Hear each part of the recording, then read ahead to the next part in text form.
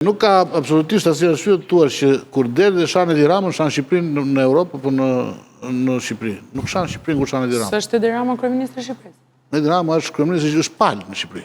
Kur ti kritikon kryeministrin e Shqipërisë, nuk janë dëshmitar. Është kryeministri i cili është je një palë në Shqipëri. Duke ndjekur të gjithë reformën, të gjithë rrugën për Bashkimin Evropian. Po, prandaj ka opozitë Shqipëria. Prandaj ka opozitë dhe prandaj ka dhe protestë. Demokracia. Jo, ne duam të futemi, po nuk duam të futemi me këtë. Europa nuk është takim me prindër atje, që shkon edhe i tregon se çka ke qefti. I ka këto, i ka të lejuara opozitën dhe protestën, pikërisht për këto arsye, që ta kontrollojnë qeverinë. Patjetër. Dhe kur ftohen në Parlamentin Evropian si palë, sigurisht që do kritikojnë qeverinë, do mos e futesh në Bashkimin Evropian me Edi Ramën. Siç ka bërë Partia Socialiste kur ishte në opozitë. Nëse të kujtohet, nuk e di atë kujtohet, kur Partia Demokratike ishte në pushtet, akuzon dhe Partinë Socialiste që shanë në anglisht Shqipërinë. Dhe kjo është një loj e identifikimi i kryeministrit me vendin, është një loj autokratike. Kudo që ndodhë dhe kushdo që e bënë. Jo vetëm kur e bën Berisha, po dhe kur e bën Rama. Është mentalitet autokratik që ky që është kryeministër përfaqëson sot Shqipërinë. Jo, nuk është e vërtetë që përfaqëson Shqipërinë. Ai është në detyrë, është i shërben vendit. Ka lidhje me thirrje dhe kushdo që shkon e kritikon Bashkimit Evropian për të mos e futur Shqipërinë. Bashkimi Evropian në këtë status që është, thonë këta, në këtë mënyrë se si qeveriset. Pra, indirekt po i thua që mos fut Shqipërinë. Indirekt po i thua mos fut Shqipërinë. Është e qartë, është kështu e barë, e thot eksaktësisht. Ndajmë si koncepte, po me këtë kryeministër. Dhe t'i zhvillojmë të dyja. Ani nuk vjen Europa ndër kryeministrin, ti e koshent për. Ta them unë me që të flas.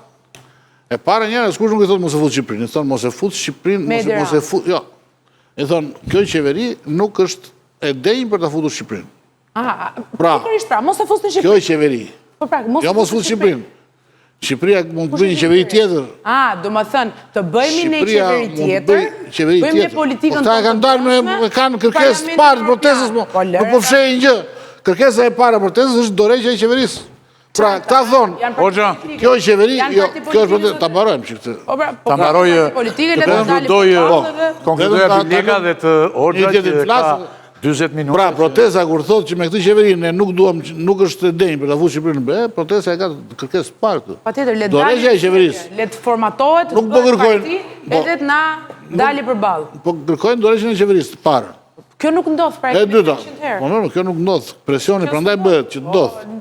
Presion e madh. Edhe kur e hapin mikrofonin, e hapin pikërisht sepse kanë dalë me këto kërkesa. Nuk e hapin mikrofonin se janë në shtëpi duke fjetur gjumë dhe u thonë hajde në Parlamentin Evropian. Politikën e brendshme. E dyta, do të flasim me radhë. Është anti-shqiptare, kaq. Okej, Hoxha. Një sekond.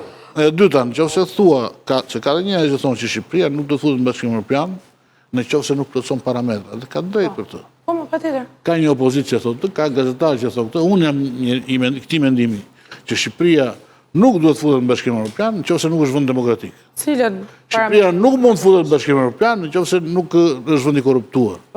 Nuk mund të futet në Bashkimin Evropian nëse pastron parat. Të fut Bashkimi Evropian vet, nuk është se mund ta gënjeshti Bashkimin Evropian. Nëse Bashkimi Evropian ndjek. Nuk e gënjen dot Bashkimin Evropian. Po flasim si qendrim parimor. Bashkimi Evropian nuk të fut vet po i pate këto. Po të futi, do të thënë që nuk i ke. Është e thjeshtë. Të lutem. Mos i ngatro se janë qendrim parimore këto, nuk janë qendrime. Jo se është bërë si rrugë kjo. Nuk janë qendrime dite. Çfarë ka këtu për të ngatruar? Unë ty po them, ti thua, nuk futesh me korrupsion Bashkimin Evropian. Unë po mundohem të ta shpjegoj. Sara të vendosim po nuk të lë Bashkimin Evropian. Kemi një problem. Nuk të lë. Duhet të konkludojë dhe pastaj ti thuaj çfarë mendon. Po nuk thot pra. Jo ka një problem. Po e kuptoj. Nëse ti do flasësh pas do fjalie të secilit njeri që unë kam ftuar këtu, popullata shto dhe vapën nuk kupton gjë fare. Them ti fikin të prapë. Se do na fikë, do shpotoni, aty ke fare, unë bëni. Jo nuk do ikë. Jo më ti, jo. Ne kemi thënë për folur, po jo ti fikë çdo njeriu. Deputeti është minorancë. Patjetër. Po ne kemi se ka problem pra ti thua çdo njeriu nga një tek. Unë se kam problem. Unë jam një dhe unë duhet të jem sa për 4. Po edhe unë se kam problem fare, po vetëm pesh nuk jam dot. Si palë është vetëm dhe ka drejt. Por përgjigju gjithsecili. Qëfar ka prodhuar Abilekaj protestat deri tani, këti ikim këti momenti dhe të mos jemi me gjatë? Qëfar mund të konsiderojmë arritjet saj? Dy analistët. Po këta kemi thënë që ka bërë protesta, këta arritje protestat janë të qarta, prej kohësh mos i përsërisim tani. Mendoj që në protesta është gjithmonë aty. Tu është problemi që protesta nuk është puna sa të dorën sot bulevard. Se ne e masim sa të dorën sot bulevard. Protesta është aty, dhe ne do shikojmë që ata njerëz që u zgjuan në atë kohë, në këto 24 ditë, dhe dorën aty në bulevard, ata janë gjithmonë pjesë e protestës, pavarësisht se shkuan sot apo nuk shkuan sot. Kjo është një gjë këtë pa rëndësi. Çfarë ka rëndësi? Rëndësi ka mesazhi, mendoj. Mesazhi që e protesta. Pra, nëse kryeministri thotë që në atë protestë ka dështak dhe zemrak, atëherë kryeministri mendon që ka një pjesë të popullsisë që duhen përjashtuar nga shoqëria.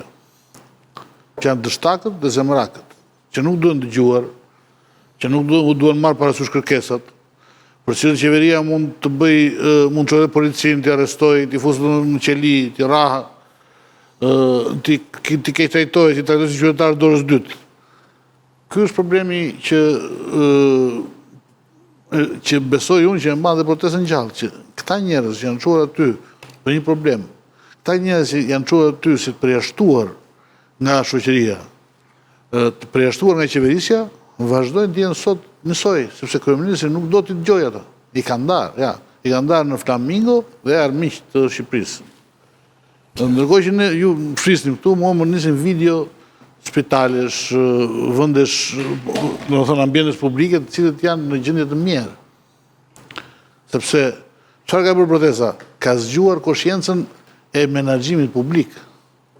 Tani ata e shohin qeverinë si me shumë dyshim në menaxhimin publik sidomos të parave të taksave të tyre. Dhe kjo çështja e koncertit për shembull ishte zgjim më i madh, ishte ajo kampana më e fortë, pavarësisht që 4.2 milionë euro. Kjo, mendon se do të vazhdoj protesta? Unë mendoj që protesta do vazhdoj, pavarësisht numrave, do vazhdoj në qoftë se, për mund do të gjithçka, ka pas dhe raste protesta në Shqipëri që janë marrë në duar të disa personave dhe pastaj janë keq përdorur dhe janë shndruar në protesta të vogla se janë shuar fare. Unë uroj që kjo mos ndodh. Deri tani besoj që gjithë ato rryma që u futën në ditën e parë të protestës janë akoma aty. Nuk është se janë larguar. Janë larguar pjesë njerëzit për shkaqe personale ose... Por, protesta besoj që do vazhdoj, për sa kohë ajo nuk është privatizuar akoma nga si grupim. Hoxha, mendon që do vazhdoj dhe... S'pari protesta në ditën e 24, është protesta e parë që ndodhë Shqipëri kaq gjatë që nga viti 1990.